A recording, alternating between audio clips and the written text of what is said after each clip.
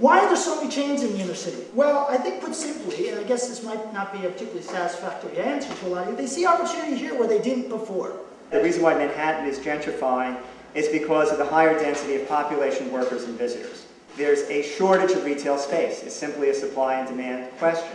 The second trend there is suburbanites are moving into the city, and they're more transiency than ever.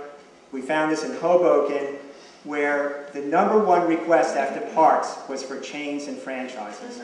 They wanted the stores they knew to be in the city they lived in. A third factor is larger buildings. Prestige law firms do not want to see retail on their ground floor, however much we incentivized it.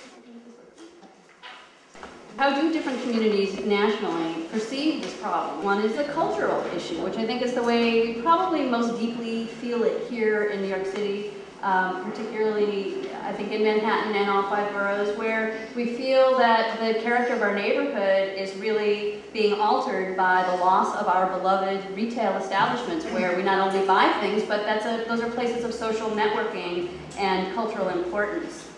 They also are useful businesses in local communities, and we are sort of seeing them give way to an oversupply of specific types of retailers like banks and drugstores. And then there's aesthetics, that their communities see chains making their main streets look and feel like it's anywhere USA. Corporate design is something that they don't like to see, and they're seeing more of it. There's bigness versus smallness issues.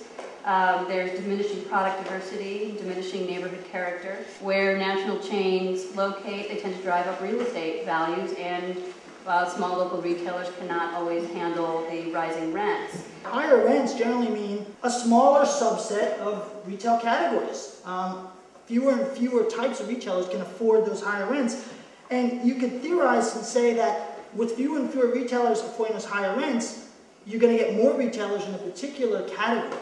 You can also make the claim that with a less diversity in retail categories, you have fewer reasons to visit a particular business district. If all there really is are drugstores and trendy restaurants, well, that kind of, in a certain way, decreases the draw of that business district, and that doesn't help anyone. Many neighborhoods want national retailers because they need the diversity of the products, but often they also need jobs in those neighborhoods, and these national retailers don't always bring good jobs.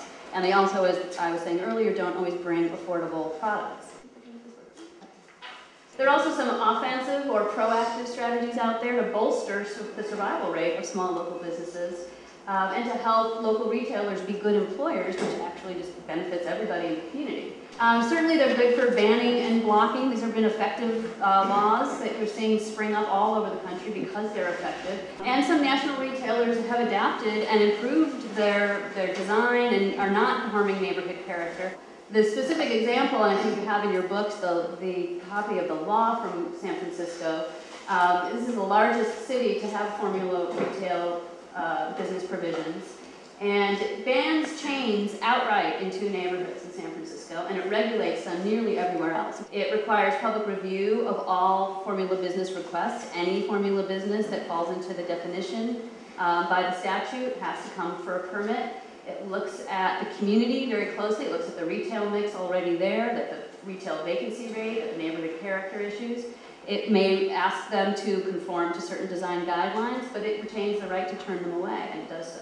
We need to go beyond 197C, i.e. zoning, and look at everything that goes into a good shopping experience. On Atlantic Avenue, the antique stores were going out of business. And on doing the market study, discovered that their main trade was wholesale. They were not doing retail. And they were focused on parking, because that's what the antique merchants said they needed. You don't need parking for antique stores. What you need is outdoor displays, and you need restaurants, and you need a pedestrian-friendly environment. And we said do tenant recruitment only for restaurants, allow outdoor displays, and go to town on the historic character, which was a hard thing then to convince merchants and property owners that historic district designation was actually their best friend.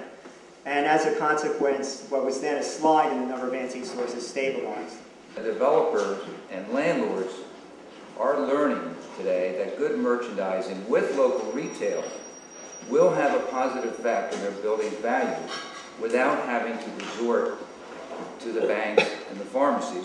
For example, at Grand Central, The MTA, as you all know, issued out an RFP and selected a developer to produce a tenant mix of 95 stores with 7 chains. Today, the local merchants seem to outproduce the chains in sales per square foot. With creative leasing, it will create better value, and the developers are learning that. I'm going to zoom the camera back, because retail mix is always the #1 issue, ahead of parking and all the other theories of the merchants.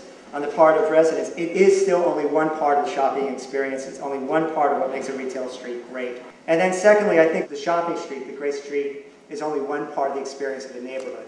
And it's only by engaging that neighborhood can we really get at the normative questions and not impose our own value systems on Chinatown, Flushing, ethnic areas in general, but for that matter on the Upper West Side, Upper East Side, Greenwich Village, and so forth. Thank you very, very much.